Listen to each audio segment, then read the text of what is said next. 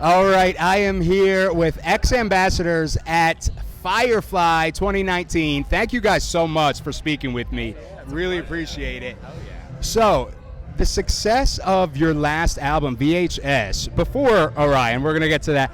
How surprising was that to you? I mean, that blew up. It was such an incredible album. What was that like for you guys? I mean, it was really, we had always believed in ourselves. We always knew we were going to, get to a point, but it really was sort of unexpected for us that it was that album and that time that suddenly launched us to a position where, where we were, starting to make a name for ourselves. And yeah, it's been a wild ride ever since. Yeah, I mean, again, Casey, I think said it. We set out to be a band that was successful. That was always the goal. So it was surprising for it to happen on the first record, but it really did so much for us and set us up for this next one, and it's been great so far. It's been everything we wanted, but it's hard work. It's a lot of hard work. Yeah, and I'll direct this to you. You guys have been touring like crazy in support of the record. How have you gotten adjusted to that yet? Or is it something you never get adjusted to? I think we've definitely just learned how to do it as efficiently and comfortably as possible. You learn a lot of things when you're making that transition, from like a band in a van with one crew member to a band with 10, and a bus.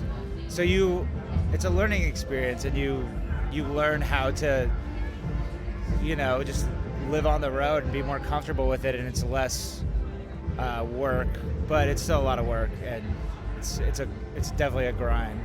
Yeah. And for your new record, Orion, first of all, I love the singles off of that. I love the record. It just came out a couple days ago, so it's awesome that I'm here talking with you guys with the release of your new album. What were your expectations with that creatively? Man, I mean, we took our time writing it. So we probably, I would say, we wrote 2 other entire albums before finally settling on this one, just in the number of songs we've written. And it's been a long process, but really I think that the time and the effort have paid off in that we've gotten it cut down to only the best songs that we have written over the past 3 years. And yeah, I mean, I think the results speak for themselves. I'm really proud of it, and I think that it's a very cohesive project, and yeah, I think it was worth the wait for us. And do you think that it is the evolution of your sound? I mean, you did stop essentially with the production of two records before you did Orion. Is this the evolution of Ex-Ambassadors? Yeah, I mean, I definitely think it is. We wanted to make something that felt like a natural progression from the first record, that didn't feel like a leap that didn't make sense for our fans, but then also something that felt like a creative leap for us.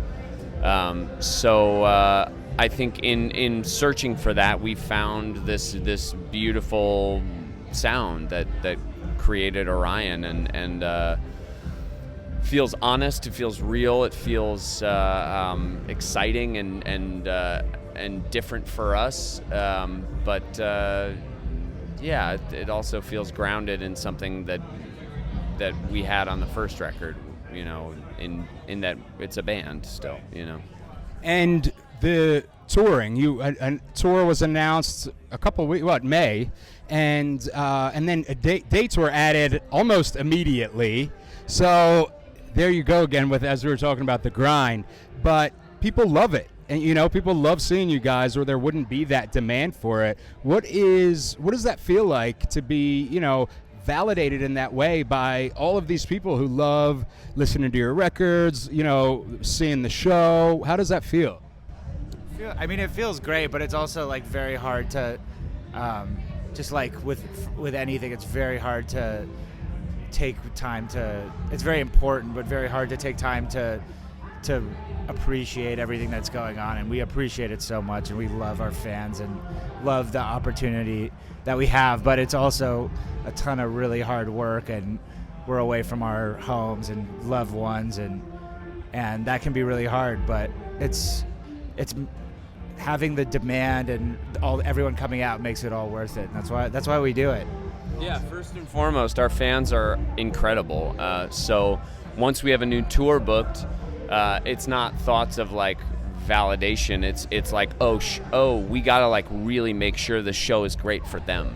You know what I'm saying? So it's that's where our brains go.